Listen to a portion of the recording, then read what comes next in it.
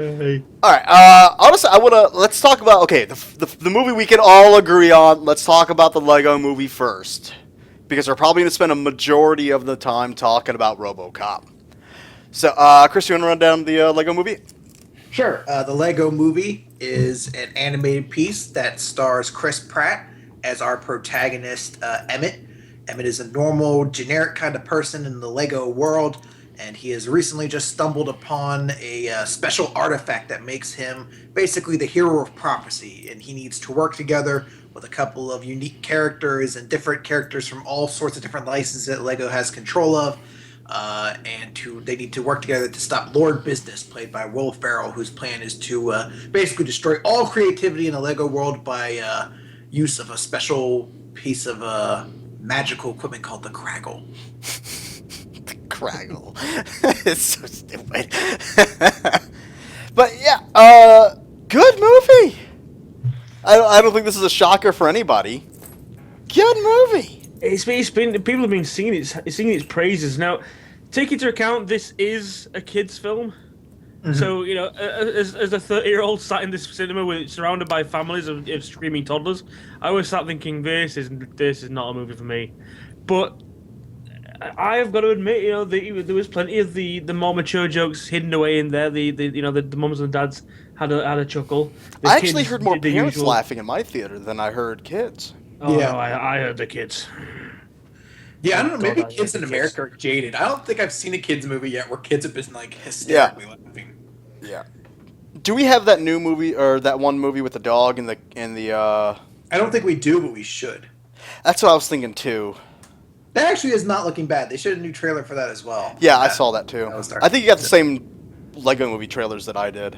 Probably. One thing to also note: not only is it a kids movie, it's essentially a movie designed to sell toys. Oh But yeah. despite that fact, it's really good, not because it's just trying to push something on you, but it's actually really effective at trying. Look, I want to go out fucking now and buy some Legos, goddammit, because it appeals to that side, that creative, innocent That's side. exactly what I was going to bring up. It promotes creativity out the I wanna ass. go out and I You know wanna, what like, it also allows, from a business point of view, you know what it allows Lego to do now? Combine their sets. All these different worlds and licenses they can control, they can throw them all together now. They can have, I have think- the I don't Star think- Wars franchise alongside Batman. I don't think they can. I think there's something They- actually in their contract rights that probably makes them exclusive. Like, I imagine the reason we don't see any Marvel characters in this, because Lego owns the right to Marvel figures as well, Yeah, is that's because fair there was enough. probably a Marvel DC, like, they said you can't combine these two. But if they do put it under the banner of the Lego movie and say it's a Lego movie set, you never know. You might see some crossovers popping up.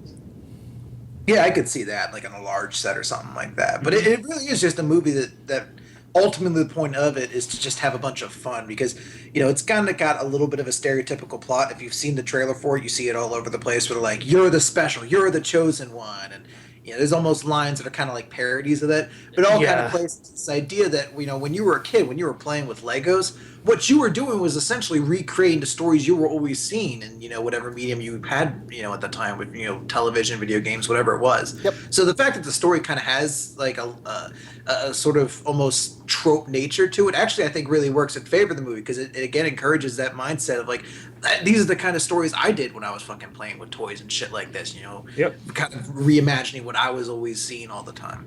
Yep, I did this exact same thing with Fort Legoretto, the one I had, because back when I was a kid, it was a lot of westerns and shit like that.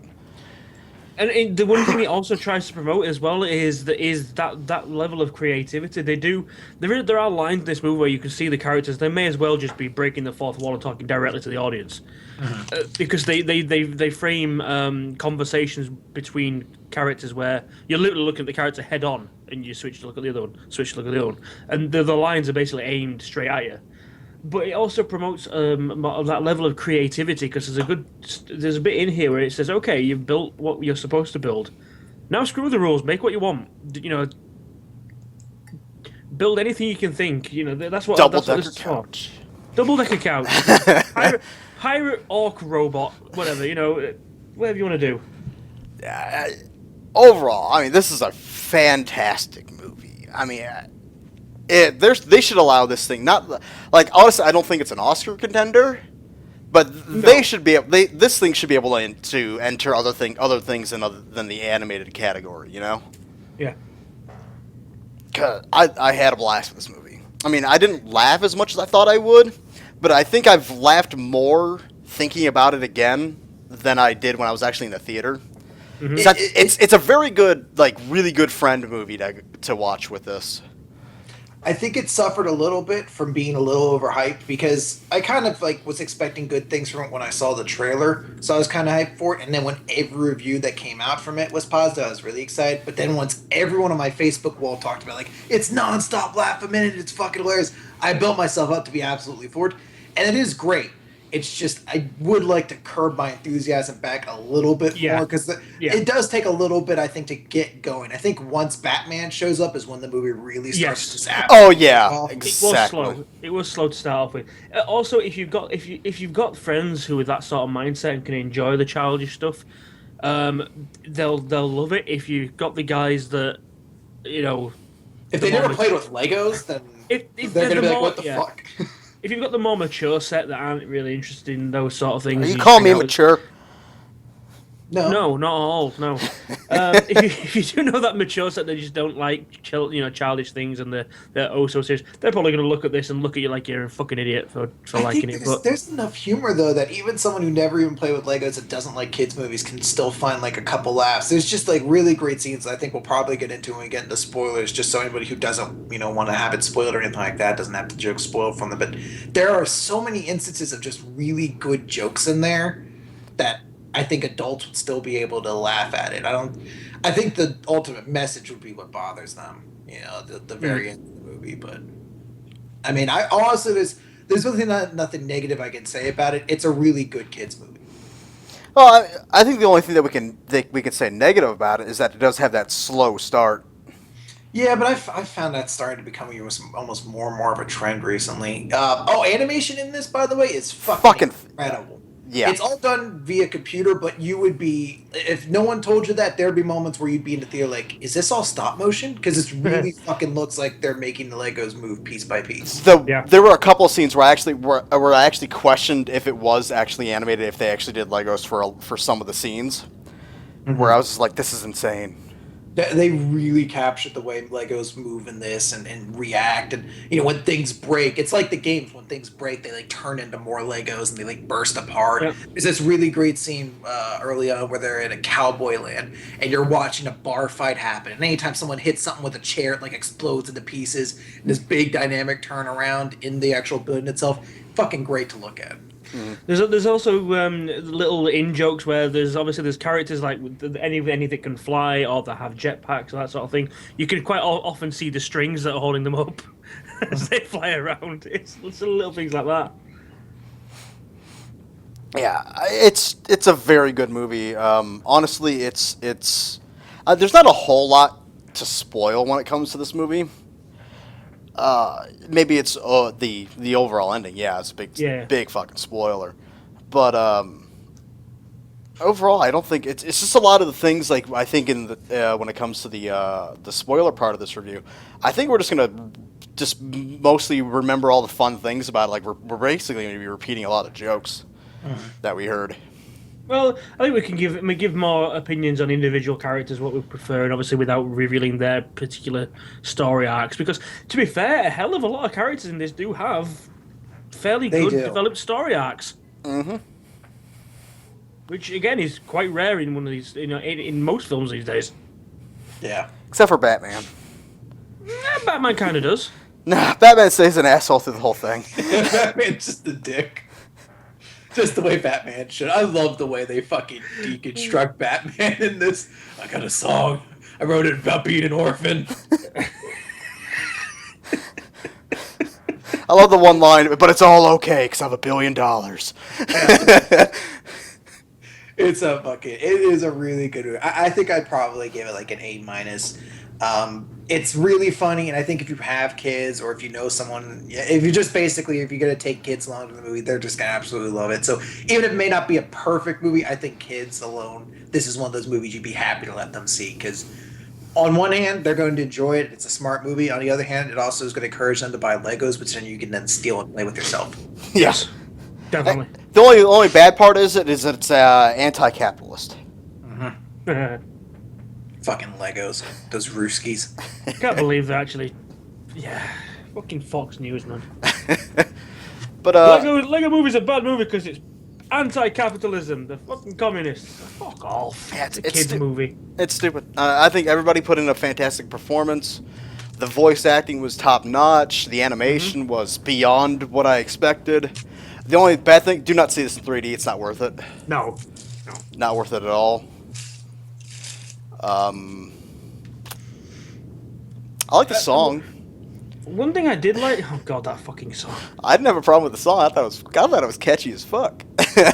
Performed by Yeah. Tegan and Sarah, and if you watch the real version, there's also cameos from the Lonely Island, which is Andy Samberg's group. That was catchy. Tegan and Sarah. Oh man. Yep. Gavel disappointed now. No, I didn't mind it, but yeah.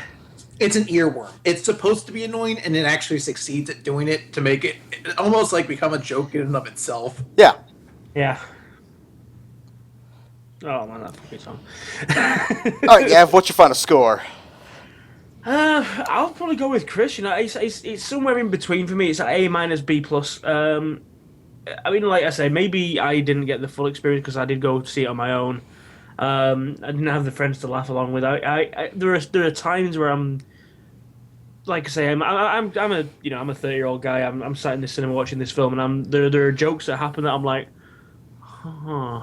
And then this fucking legion of like 6-7-year-olds at the corner will they burst out laughing. I'm like, oh right, yeah, I'm not the target audience. Okay, that's pretty good. So you sat in the theater, 30 years old, and you're just like, "Oi, I'm not a fucking child anymore." Yeah. When did I? When the fuck It did took I me grow to up? the Lego movie to realize it. But no, I mean, look, it's a great film. It really is. Whether it bears a second watch, I'd watch it again. probably will. You It's not you gonna should be- watch it again with friends. That's exactly. that's It's a the great- that's the rewatch for you. It is a good. If you've got that group of friends who you know they're a little bit childish, they know they'll enjoy just silliness. Go for it. Yeah, I know I'm buying this movie. I walked out of theater knowing I'm buying this movie. Mhm. But I'm full agreeing. I'm giving this an A minus also. And I'm going to be buying the other movie we watched. Me too. So we're going to talk about Robocop. Chris, shut your mouth. No, we're not. That is the end of the episode today. No. All right, Chris, do your running down thing and then shut up till the end of the episode.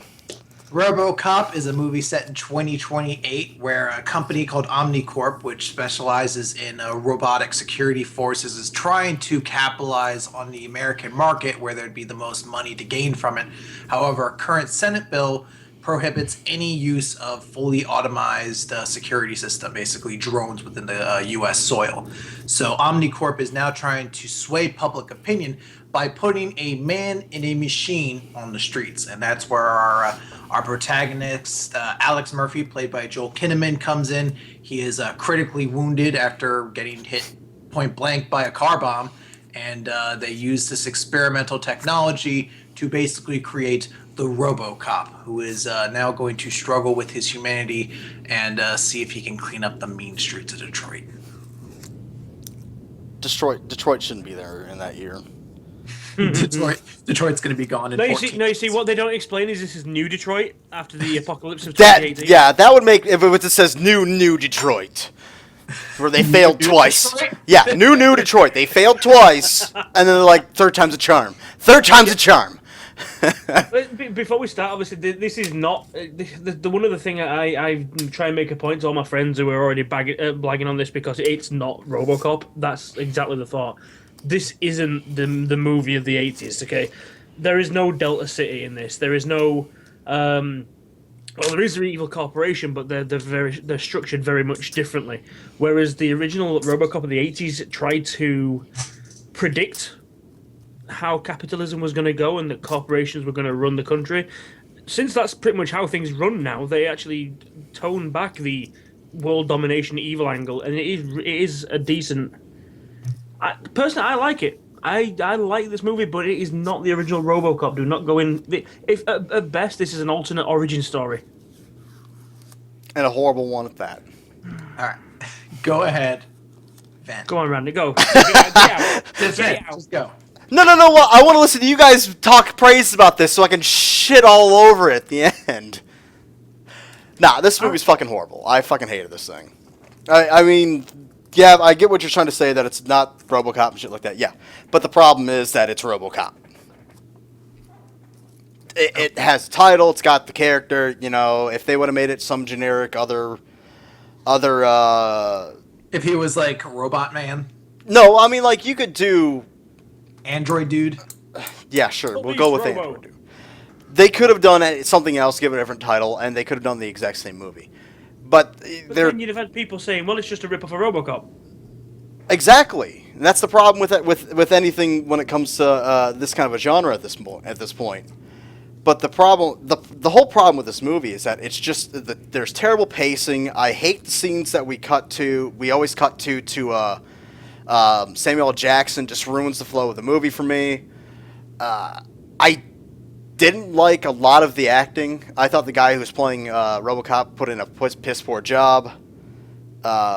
Understand. He's supposed to be playing a robot. He's not supposed to show anything. I'm like, yeah, but you know what? Even though the guy who originally plays Murphy in that movie is still kind of stone for most of that movie, and he doesn't show emotion until towards what, the middle, halfway point of that movie.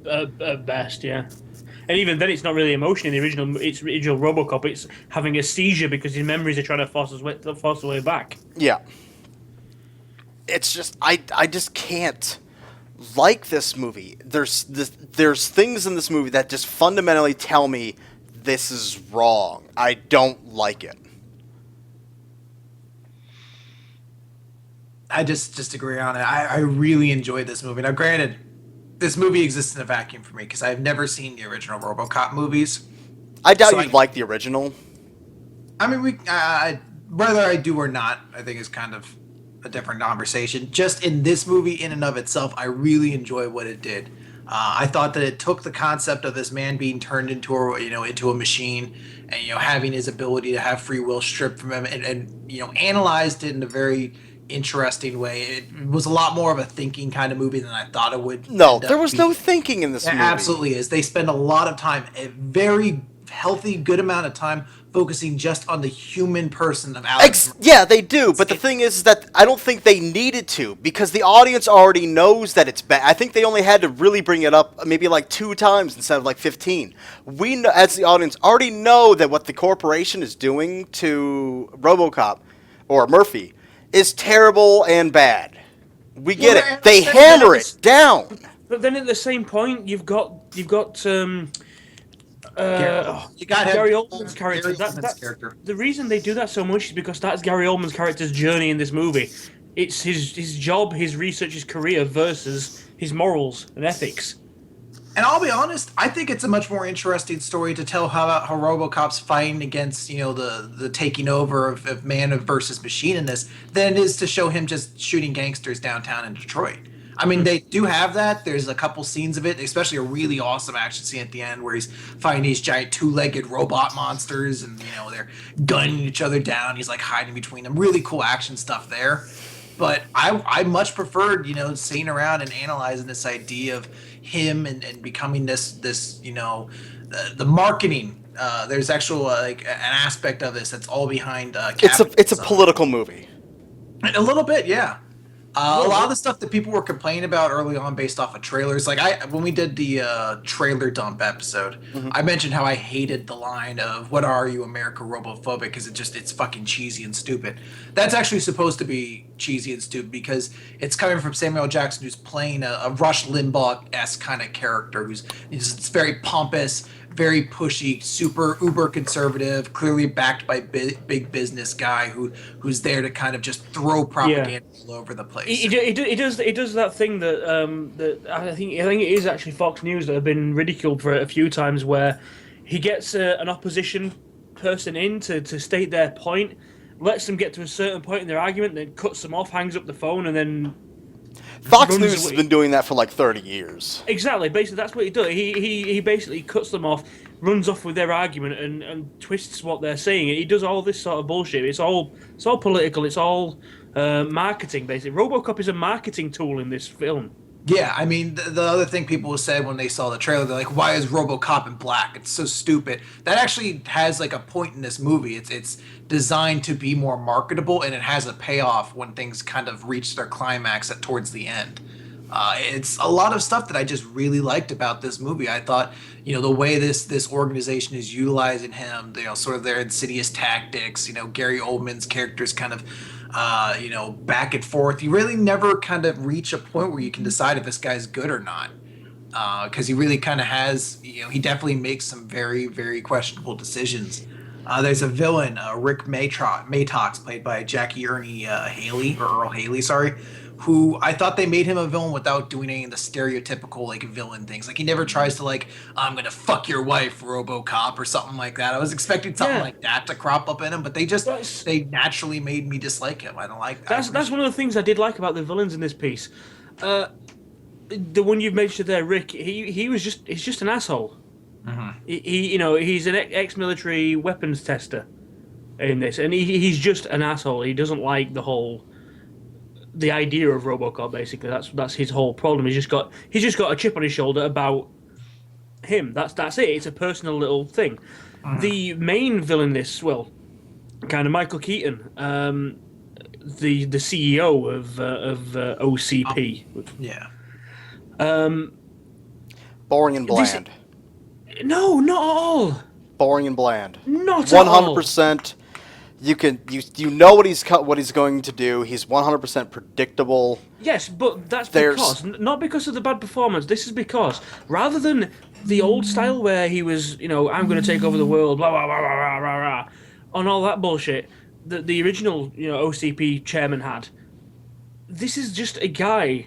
He's business. He's business. He's a CEO of a company that does things, morally grey areas. They do whatever they need to make money, to keep the shareholders happy, including getting rid of employees, dusting stuff under the carpet, making sure the authorities don't find out about this sort of shit. It's pure business, and I think it's played fantastically well. That's why you could predict what he's going to do, because it's the sensible thing to do in a world without morals that business is supposedly meant to be these days. Completely disagree. He's boring. There's nothing in the character at all, other than money. Yeah. I mean, I guess He's I don't know. one-dimensional. I guess I wasn't expecting anything going in, so I guess maybe not having. I don't know what the villain was like in the original RoboCop. I don't know if he was kind of like a super villain or something like that, or He was or like a Bond villain. He was with, like, basically the best way to describe him. He was Vince McMahon. okay. He was over the top. You're fired, and throw somebody out a window, sort of thing. I liked Michael Keaton in this because I found him to be a believable villain in the kind of world they set up. That the villain is one that's perpetrated on this idea of exploiting the system of America to make money. And he's going to do it in the most horrifying ways. He's going to put gag orders out. He's going to play the perception of the American public. He's going to do these things. I like that was the antagonist in this movie. And I know it's not going to be for everyone, but I enjoyed it. I really like. There's nothing in this movie that I found actively bad or anything I hated. I like Joel Kinnaman as RoboCop. I thought he was really good in the role, outside of I think like one or two moments where he kind of got a little exquisite in his acting. But outside of that, I mean, nobody in it I think puts in a really particularly bad performance. I think everybody put in a borderline passable, boring performance, except for Gary Oldman. I really, really, really like Gary Oldman in this movie. I like the story arc that he goes through. I like the twists and turns you take watching. I want this movie about Gary fucking Oldman, not fucking RoboCop. I mean, half the movie is about Gary Oldman, though. Yeah, but I want to see everything. 90% of scenes. I don't give a shit about RoboCop. I don't give a shit about the bad guy in this movie. I want to see fucking Gary fucking Oldman. You're just waiting for the Gary Oldman Batman movie. where he's done as Commissioner Gordon and now he takes up the cowl. One thing I did like is they didn't really try to rehash the old story. There's enough change. I mean, you won't know this, Chris, but there's enough change in this. I mean, without going into spoilers, he's aware of what's happening to him. His family and are aware of this. In the original, OCP basically took him off the dead register. He was declared dead. Yeah. That's why the company legally took possession of him, because he was dead. He had no rights. In this one, it's essentially, well, like I say, without going into spoilers, his wife signs him into the project that ends up, just to save his life. So, she's aware of the problem. He gets to come home and visit them. So this isn't RoboCop where he's, he doesn't know who he is. He's just literally, meat in a machine that's running the whole thing. He's a person in this suit. We'll go into bits, where they change that, but it's enough. It's enough of a departure for me from that, for me to say, look, this is a different story. It's a different character. Straight out, this is not the same character as the original film. There's almost none of the characters are recurring. There is no there's no Clarence in this one. There is no Dick Jones as the corporate guy. The only recurring kinda is Murphy himself and his partner Lewis. Except in this one, instead of a ginger woman, he's a black guy. So it's fucking Omar Little from The Wire. I'm telling you, Omar Little and RoboCop team up together to fight Batman. Why does nobody else find this as awesome as I do? Watch The Wire, goddammit. I honestly, I really like this movie. There's nothing negative I can really say on it, other than it has some kind of weird cinematography to it that I didn't really care for, and it's a little heavy-handed in some of its messages, especially early on with the scenes. I don't know where they are, but it's in the Middle East somewhere. Outside of that, though, I really liked it, and I give this movie a B+. It's not as good as the Lego Movie, but I enjoyed it more than the Lego Movie. I'm gonna be somewhere around the same sort of rating, a B, maybe B+. The only thing I didn't like about this really is I did notice a little bit of the laziness, especially with the effects. Oh, movie's lazy. No, it's Randy. Stop. No. D. This is a big pile of dicks. Now, the only gripe I've got with it is that I spotted scenes in there which were like, haha, you didn't want to pay for the effects, did you? The whole. I mean, obviously the big debate was between why he's black now. I can tell you why. There are some scenes in this film where he is traditional silver, and they do a lot of effort in the lighting and the reflections and all that sort of stuff. They didn't want to do that the whole film. They made him matte black. They're like, fuck it, you'll just imagine where RoboCop is. Yeah. One positive that came out of this movie that I know for sure that they can make Metal Gear Solid into a movie now. That's not a bad idea.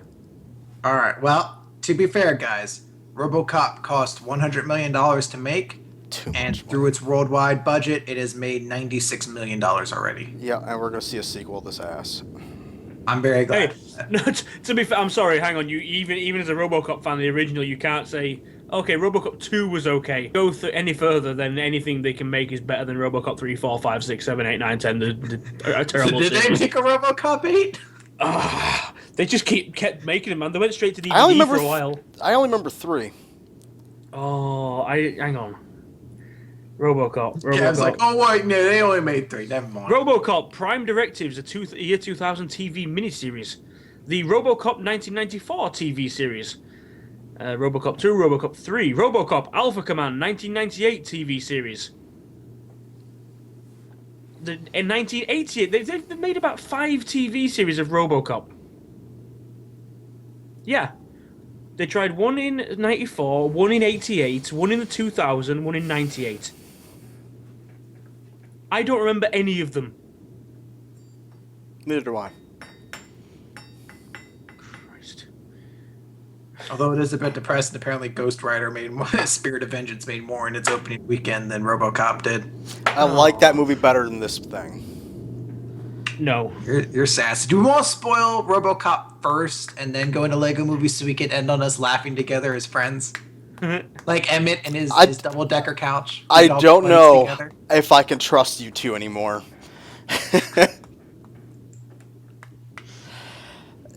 There's nothing really to spoil in this movie. I don't know why they kept his hand, by the way. Yeah, I didn't understand that. I mean, they made a point of it. Obviously, in the Oh, first by the one- way, let's get out. Okay. Everybody who's listening, we're getting into spoilers. There's no spoilers for this movie because it fucking sucks. Lots of But spoilers. that and he has a hand. But yeah, if you don't want to hear spoilers for Lego Movie or the shitty RoboCop movie, head out now. But other than that, stay tuned. We're gonna spoil the shit out of both shitty, awesome, somewhat shit. I didn't get that about the hand because There's no point to it. Why'd they keep it? In the first one, For a sense They've of made- humanity. no, in the first one they make a note to say, "Oh, his hand's, this arm's perfectly fine. We can use this," and they're like, "No, get rid of it." They make Yeah, a point. he's to get a rid of the arm. brain and a spinal column and a face. Some lungs. No, in No, in the original, he's a Oh. face, a brain, and a spinal column. And this one, he's lungs, brain, throat. Stomach. That's He- basically it. I didn't see a stomach on him. Well, yeah, because they do. No, there's that scene where they feed him the paste and shit. It's got to go somewhere. His body processes it and then sends it where it needs to be. I guess take the proteins out of it. Probably just goes like right to the brain. Yeah, whatever. But But either way, he's just basically a mess of internal organs with attachable parts. there's no reason But to yeah, keep the for hand. some reason, when they show him when they disassemble him, and there's just this hand that's connected to nothing. I mean, I think the explanation somebody made to me was that it's so he can like shake people's hands and have that human touch, literally. That's what I was figuring. But they don't ever mention it or make a point of it in the film. Yeah, which I suppose is a weakness of it, but I don't know. I consider it relatively minor in the grand scheme of things. The scene where they actually take off the suit and they show what's left of him, it's like Yeah. a really fucking haunting scene to me. Just this hanging head and just this pack of lungs and everything beneath him, and you can see his throat. You can see as he's swallowing all these little different like nuances in what he's doing as he's reacting to it. It's fucking. That was a tough scene for me to watch because you Yeah, just see it- his fucking lungs going. And like I said earlier, because RoboCop still is aware of who and what he is, it's quite a powerful scene because he's like. He makes this note saying, my family never see me like this ever. And at first he says, "I want you to kill me because I don't want, I don't want to be like this." And then, Gary Oldman has to convince him to live because he's like, "Look, your wife, signed off on this. She's been waiting for you for months. Your kid's been waiting for you. They know you're not dead. So, it's a really strong scene for me." Yeah. Anything you want to say, Randy? No, I was just waiting for something there. honestly, this movie is so like maddening to me. I don't want to talk about it because I am like physically getting angry at this movie. All right. I had such an adverse, bad reaction to this movie. I fucking hate this movie. All right, I will just be quick then. I really like the action in it. I love Michael K. Williams as his partner. I like seeing that guy get more work because he is absolutely great. I'll agree with that. Gary Oldman, as I said, very good in this movie. I like sort of the direction his character takes towards the end of it and what we get. And the thing that I was mentioning before in regards to his armor, at the end of the movie, after everything's been said and done and Omnicorp's been taken down, they show that, Robocop Alex had to have these repairs done. And in his new set of armor, he's back to the silver because the black was just a marketing choice from Omnicorp. So Yeah. as a regular Robocop now, he's back to the silver armor. So Yeah. presumably if there is a sequel, he'll There be will back be. in the silver He'll be armor. back in silver. Yeah. I mean, I liked a few of the little points they made. They get really, really subversive in some of the reasoning. They do this whole part where basically he's still aware of who and what he is, but they've also fiddled with his brain to the degree that he doesn't realize he's not actually in control a lot of the time. Especially in any sort of combat situation, it's all computer automated sort of thing. Yeah, they basically his brain turns off and stops sending. It stops receiving signals when combat happens. When his visor goes down, his robot body stops receiving signals from the brain, and the computer takes over. But still feeds him enough signals to think that he's in control. Yeah. Which is clever. It's devious, and But there's just bits. I will say, look, okay, if you just wanted a straight up film, watch the original RoboCop. That's fine. I prefer this as a thinker. I have to think more about this than I do the original film. The only problem I've got with it, as I've said, is the effects. Some of the effects are really, really lazy. There's a part at the beginning where he escapes Omnicorp. When they put him together, and he goes sprinting off, and he goes down this corridor of impossible length past all these guys building microchips at this factory, and you can just see the way it's running. The effects starting to go really weird. As I mentioned earlier, the change to the black because of the effects of the metallic look, and then there's the fight where he takes down the drug lord, because they do kind of have the similar story of the first one, but they've switched it around. And when they take down the drug lord, for some reason, this guy decides that all his henchmen are going to wear night vision goggles and turn off the lights. Because this super cop, he's not going to have night vision, surely. No, the dumb thing is that they set a fucking explosion at the door and then put their night vision down. When that shit happens, there's time for calibration after that, you idiots. They'd be blind for like the first 15 seconds of that whole fight. He'd walk in there and kill them all, and then stand there and just look at them and just go, "You guys are all fucking dumb." Yeah, you guys are dumb. Yep, but it's like that whole scene is done Pisses in the me dark. off. And then all of a sudden, when he's done, the lights go on, he's covered in damage. I'm thinking, yeah, you didn't want to pay the animation for that, did you? There's a few scenes. I will say one thing I did like. I loved the Ed 209 fight in this one. Oh, the one where you couldn't see anything? It's better than seeing Ed wriggling around like a fucking newborn chicken on the stairs. Yeah, I'll agree with that, but it's so fucking smoky, so zoomed in on a lot of shots. Again, it's shaky cam galore. Yeah, I fucking hated it. There is a lot of shaky cam in it. I like the design and how they animated them. I like that. Watching those things move makes me go, okay, I can see Metal Gear Solid becoming a movie. Yeah. The only things I didn't like about those is, there's a couple of little niggles, because, if you've never seen the original film, you'll not know what I meant. But RoboCop had a sound when he walked. Yeah. It was fa-dum, fa-dum, Yeah. fa-dum, fa-dum, fa-dum. There was always a hydraulics of the toe hitting first and then the weight. In this one, it's just Comp. Which is funny, because that RoboCop sounds heavier than the fucking AT-ATs. yeah. Because those things don't make a sound when they walk. Just a little tip-tap, tip-tap, tip-tap. But then they do pay attention to the fact that he did the whole the torso twist when he walked. Doing the walk, the torso would turn first and the body would follow. But then in the next scene, you've got him diving around and leaping over 30-foot high buildings. Yeah, his agility doesn't seem to be consistent with how he moves. Not at all, no. But then, like I say, even with Ed, the only thing I didn't like about Ed in this, they got rid of the voice. But they don't talk, yeah. Yeah. Did you notice they roared? Yeah. Did you notice that when he first breaks out of the compound and runs into like the China section of it, one dude's like, "Gojira!" He says that? I don't know. I maybe just misheard it, but there's definitely like one dude when he first breaks through into like the processing plant part of it who says something that sounded like Gojira. I just find it amusing if that would be like there's some dude's like, "We're not in Japan, but look, guys, it's Godzilla." The main thing, I mean, they try to go into it with that opening scene in wherever they are, Middle East, where it's an Ed that basically overreacts and guns down a kid. Basically, that's the whole thing. Where they try to set up that I don't understand that premise at all. They're trying to do it so that this is robots are awesome, but they have flaws. And the American public are supposed to see this kid getting gunned down, but they have these basically stereotypical suicide bombers getting ready, and their entire plan is don't kill anyone. We just want to die on TV. Well, they're just supposed to create a panic. They want to create a panic in the U.S. over this. Yeah, I know, but that whole scene seems a little bit for some pointless. reason, fucking Samuel Jackson shows like, you know what's going to be good? Live television in the Middle East. No way this could go bad.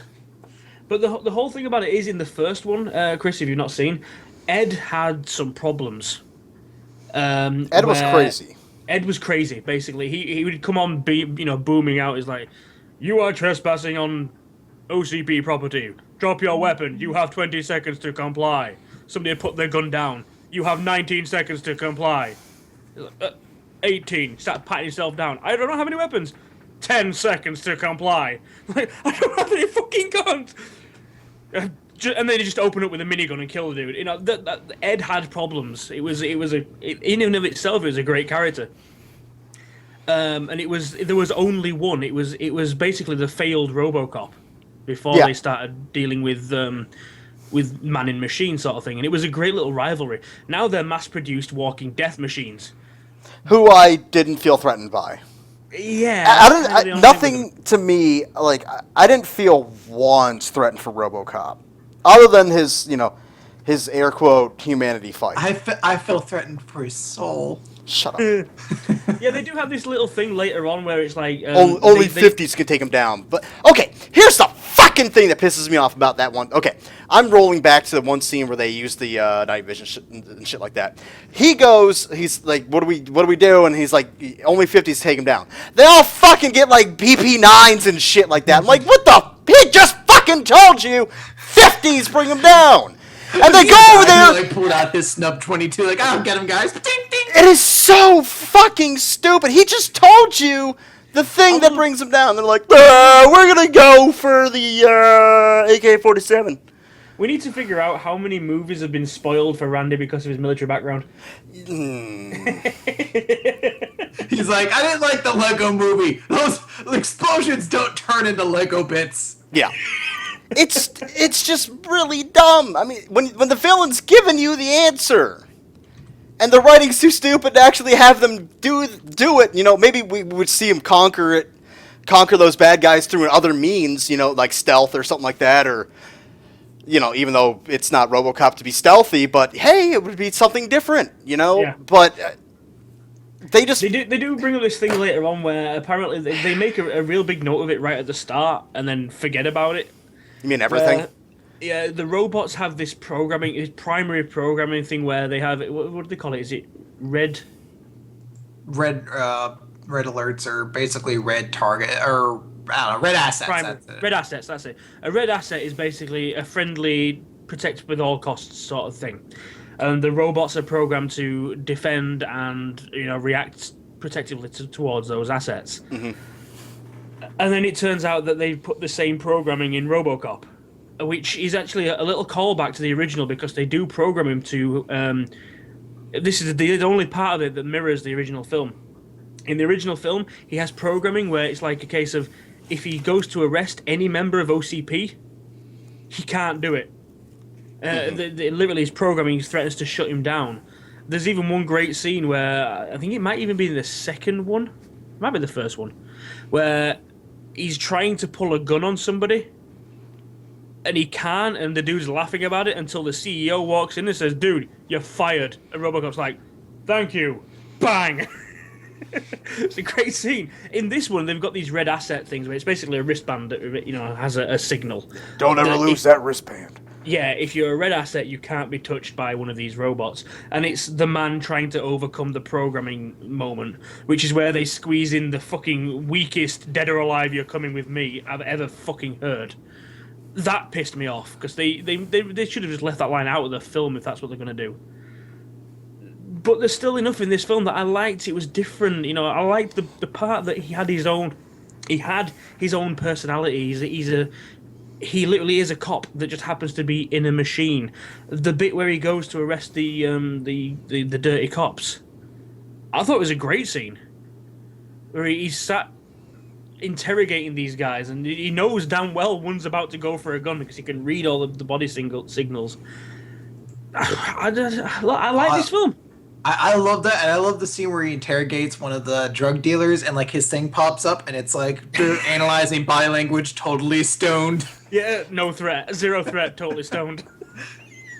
I really like this movie, but to each his own. I imagine there are going to be some people who really like the original RoboCop that this movie is just going to annoy because it's from what I understand, it's not like it at all. But for me, it exists in a vacuum, and I really liked what it was. But not everyone will agree. There's just fundamental flaws in this movie for me that makes a good movie for me. Yeah, I understand people are gonna like this movie, and I don't care really, as long as you're not trying to talk me into this as a good movie. No, Because for me, this is fucking horrible. I just I I harped on that one scene where everybody's going in there and he tells him 50 cal kills him, or will take him down because he says, I forget which part it was, but they said aim for the head. Yeah, and they actually do. They do. Somebody actually does just tag him in the head. One. And it doesn't bother him. Yeah. Well, it breaks his visor, but I guess his visor absorbs most of the shock of it. Well, yeah. I mean, you just think of it as like a Kevlar helmet. It's there to deflect, to take the initial blow and deflect, and then be thrown away. The visor's not really there other than to give him information. See, I think what they do is, because I think they don't go into it enough. When the visor's broken, I think that's trying to say that, the programming that we mentioned earlier, the machine taking over and the man not being in control in combat.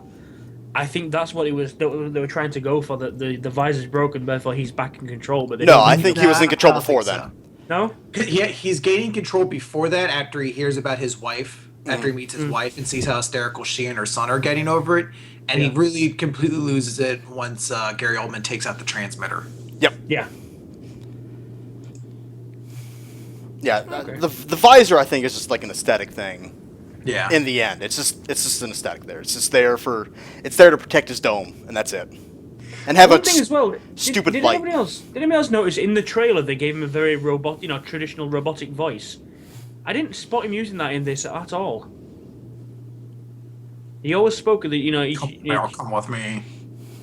There was there was no robotics in his voice at all in this film. That I understand. Yeah, they also took away his data spike as well.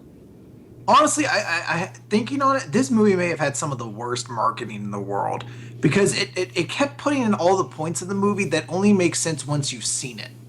Yeah. Like what are you, America, robophobic? You only realize that line is intentionally supposed to be bad once you've seen the movie and you get what that character is going for. Otherwise, you're like, this movie's writing sucks balls. Yeah. That I will say that's one thing that did piss me off as well. The Samuel L. Jackson bits, I didn't mind if there'd have been a footer and a header for the movie.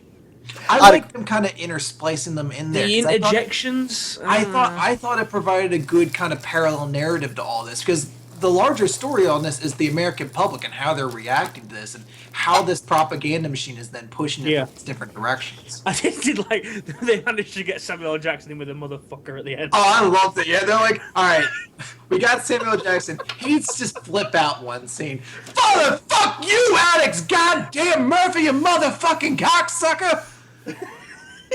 Go America! He's literally going in. How come we've got the CEO of one of the biggest companies in the world's dead? A true patriot, a true hero, and this motherfucking beep fucking beep isn't sitting behind goddamn beep bars. And he just looks at the camera, looks at his crew, he's like, I love America, everybody. Good night. I think they would have been fine if they had somebody else. They probably would have. I just can't stand Samuel L. Jackson.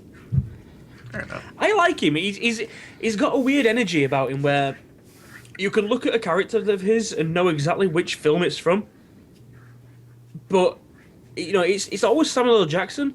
But he's I could do that with a lot of actors. But I mean, yeah, I could do it with Samuel L. Jackson too. Because whenever I see him, and let's say you put him in a costume from another movie that he's been in, and you show it to him, like, well, that's just another time he made me angry.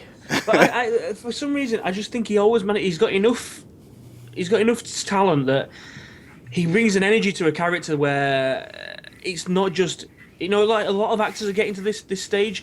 It's like Nicolas Cage, for example. Okay, the Ghost Rider, Face Off, all these different characters. This is Nicolas Cage in this film. Samuel L. Jackson has enough talent to be that character in that film. No, because I always see to me, he always plays the same guy, the egotistical, kind of crazy, angry guy. That's the past 15 years. That's pretty much all he's been. Kind of. It's getting old. I mean, it's the same thing that's happening to Nicolas Cage too. Yeah. Oh, have you seen the new trailer he's been in? No, I don't know. Joe.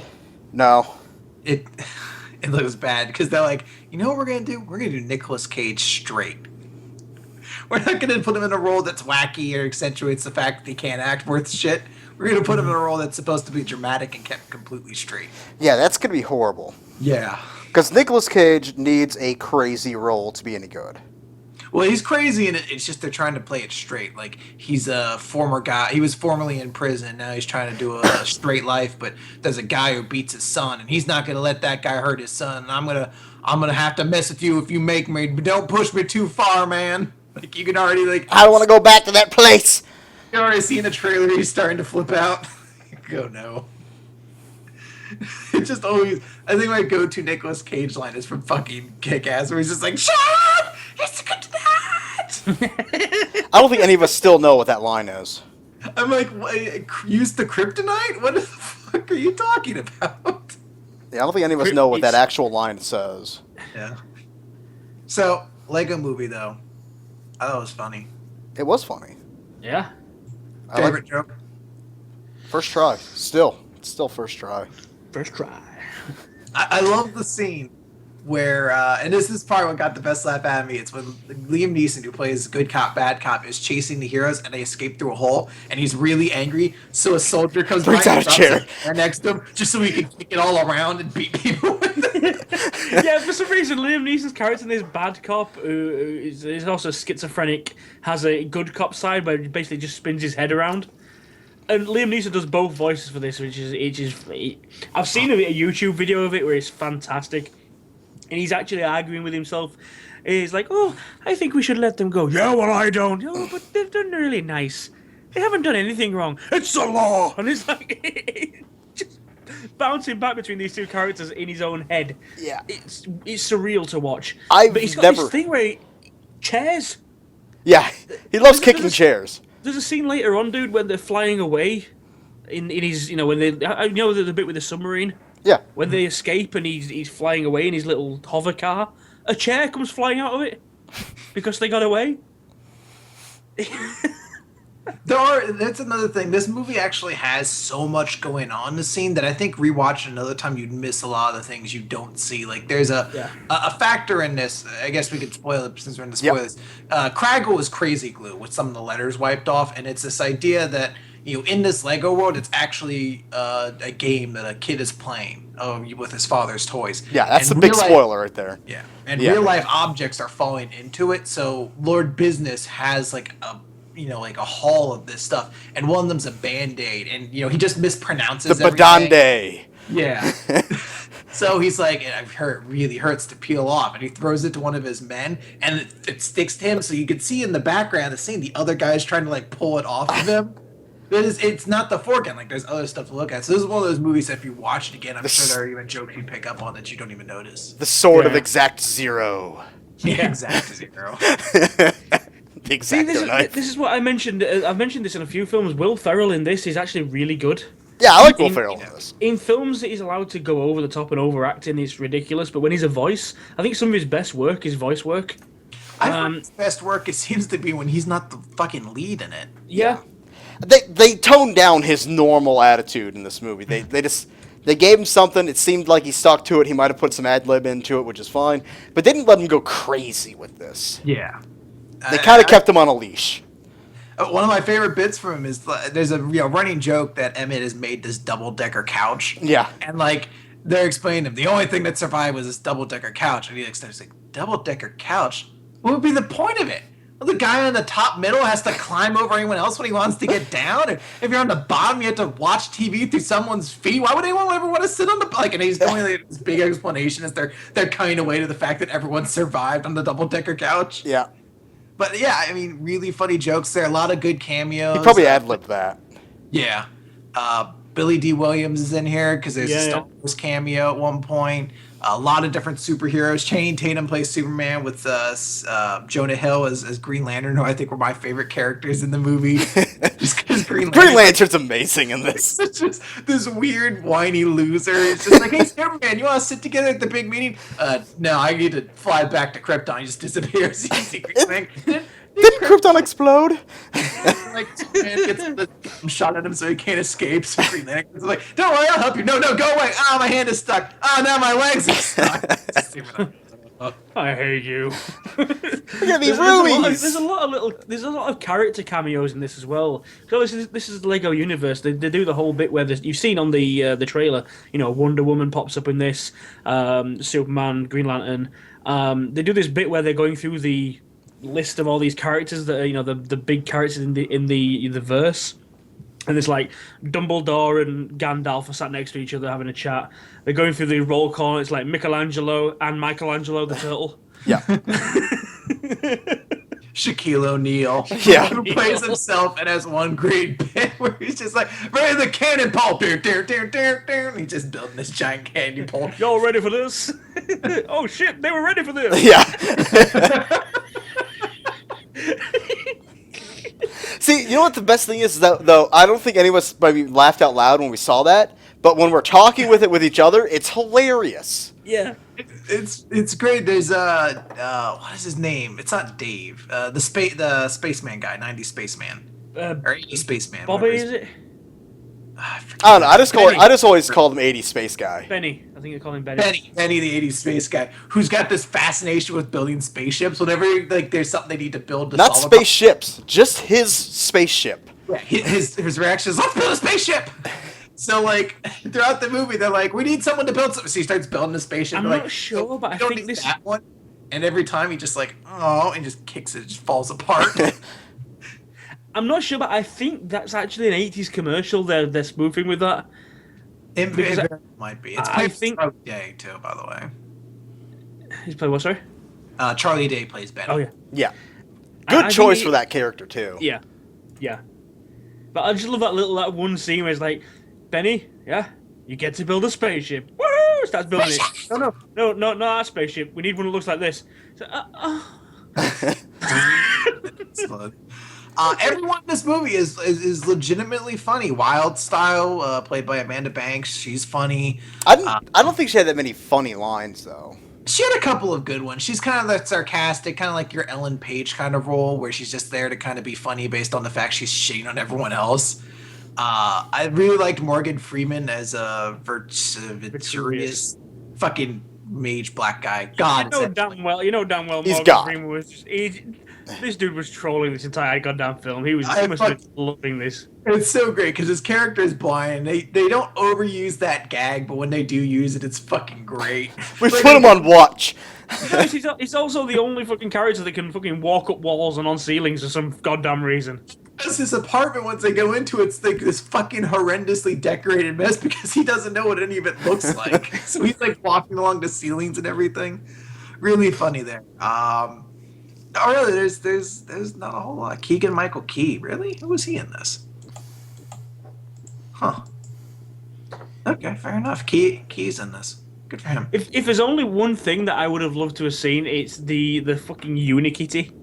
What this is called. I love that cat. I love that cat. The unicorn cat. Yeah, when she finally flips out, I expected more.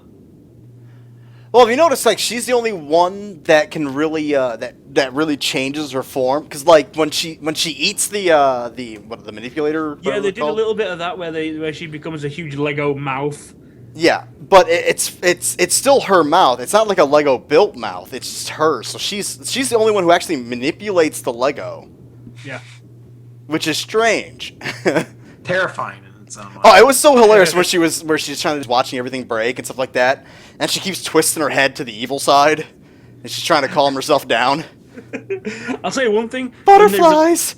When they release the kit for that Megazord looking motherfucking thing that he builds at the end, I'm buying that bastard.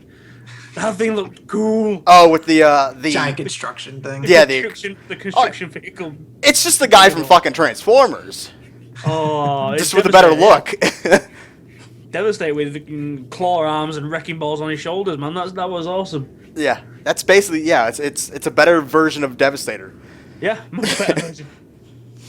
But yeah, there's not a whole. Yeah, I think Chris already spoiled the big spoiler of the ending of the whole thing. Is basically just a child's.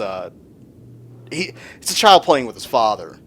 Yeah. Or dealing And with he's his playing father's with his stuff. father's stuff, who doesn't like any of his stuff touched. His father Yeah. being like Lord Business, both played by Will Ferrell. Yeah. And the story is essentially about how the father, is like, I have to fix all this, and I'll just crazy glue everything together. And then, as he's doing it, he realizes all the cool stuff his kids made, and he's like, oh, maybe imagination is really worth it. Yeah, we realize basically this entire story is this kid playing with Lego. Yep. His dad's got this basement, like literally cityscapes built of Lego. It looks fantastic. Yeah. And he's just this guy that's grown up and never really, he got to a point where he just builds what it's supposed to be.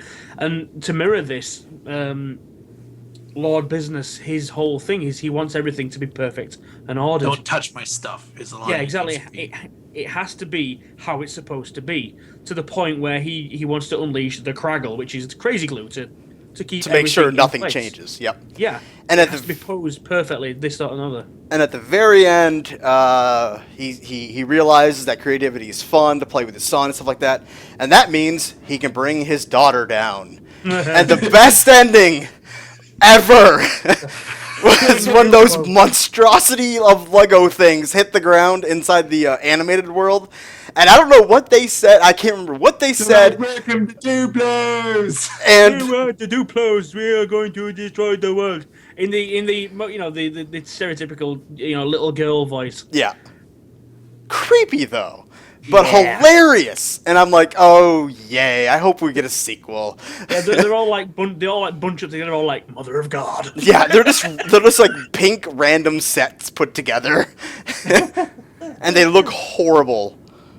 They remind me of the voice reminds me of somebody from South Park. Yeah. To be honest, They do have a really, really good bit that I think the bit I laughed at most was the bit with Batman. where it's always he's a bit like- with Batman. It's always with Batman, but it's the bit where he's like, what was it now? When they're trying to start out the plan to how to get in, and they have to distract Lord Business by talking on his level. Subwoofers. He's like, maybe we could send Bruce Wayne. He goes, who's Bruce Wayne? He sounds like an awesome guy. And they're all just staring at him like, really? So he goes in as Bruce Wayne. To put sound system into the death Yeah. machine. He's like, I heard about your sound system. Yeah, I want to buy into it. Okay, I want to invest. Okay. What kind of sound system you got? He's like, sound system? What? Yeah. But you don't have a sound system? How are you gonna blast your tunes while you're taking over the world? Will was like, oh, okay, yeah, we should have a sound system. Yeah, I want 8-foot speakers. Good call. I like it. I really like the guy the guy they ended up getting to play Batman. Yeah.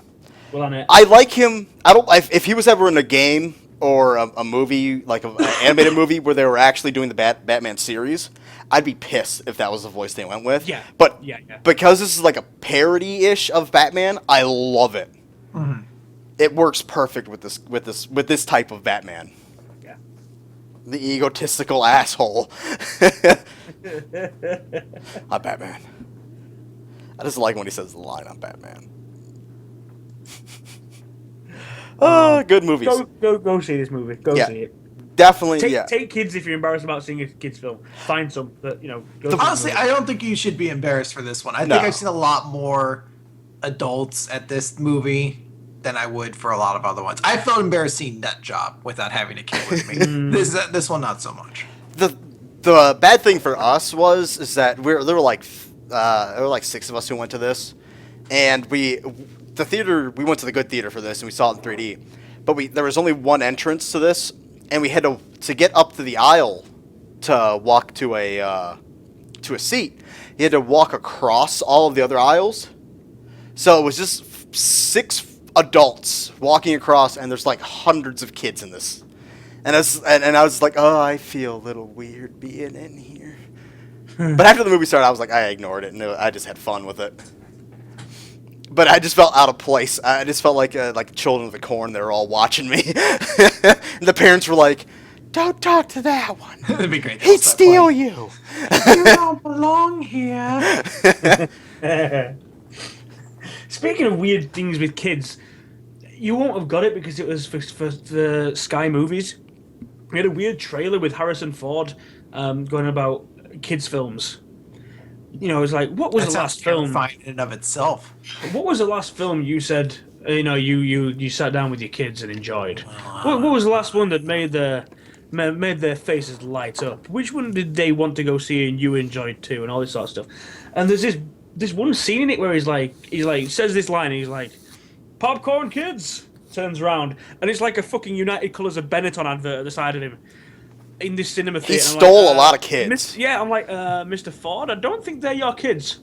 They're all, Don't worry, I'm just borrowing them. yeah, they're like that. You that Found big them out fake in the smile too. streets. It's like, The big Star Wars fans. yeah. Well, it's to say, we go see Star Wars and it's Paranoia on DVD. All right. But don't talk about Star Wars. I can't stand talking about Star Wars. All right. To end this. A song. No, my fucking phone. To end this. You have a phone? Yes, I have a phone. Can I have a phone? I believe you already have one. Can I have your phone number? I'll give it to you after this. Yay! But to end this, anybody get any interesting trailers you want to talk about? Oh, what did I see recently that I hadn't seen before? I got a couple new animated movies that I've. Oh! Fucking the Lemur movie? Did you get one for that? No. Lemurs in Madagascar? Like some I got Disney Rio documentary? I got Oh, Rio that's too. crap. Oh, there is. I didn't see it today because obviously not the right film, but I did see it on the YouTube the other day. I can't remember if we've got it down on the list. Are we going to see this goddamn Seth MacFarlane thing? 21 Jump Street? No. Oh. West. Billy West down in the West? Because, Yeah, that's on the list. Oh, for fuck's sake. It's got Liam Neeson and Ralph Garman in it. How could it be bad? Because it's the natural progression for Seth MacFarlane's ego. I didn't realise what that film was when you brought it up. Basically, he's gone. Voice of a cartoon character, a voice in a live-action film. Now he's the star. In his own movie. Yeah, and a lot of the jokes seem very. They belong in Family Guy. They should be back in animation. I've never seen the trailer for this yet. Go see it. Nah. I want to go into this one bone dry. Ew. What did I see? I thought I saw something else too that God, I'm looking through trailers now. I know I saw like another fucking turkey of a movie trailer. An animated or a regular movie? I think animated. I remember there was an animated trailer that I saw, but I can't remember what it was. I saw another trailer for 22 Jump Street, which may not be bad. The first one was bad. Was it? I heard a lot of people like the first one. It's give or take. I mean, I'm saying it's bad, but it's not nearly as bad as what you and I would consider bad, probably. Mm-hmm. Earth to Echo, that's what it was. It's like I don't know what the fuck it is. It almost looks like they're trying to do like an E3 found footage kind of thing.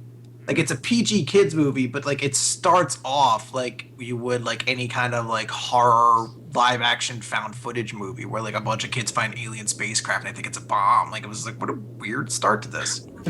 Is that it's live action, right? Yeah, a group of friends investigate a series of bizarre text messages they received after a construction project begins in their neighborhood, and it just leads to a bunch of aliens, I guess. I don't the know one if it's testament to the rating of the film that to the Lego Movie, but there wasn't really many trailers in the Lego Movie for me. It was literally Rio 2, and I think toy commercials.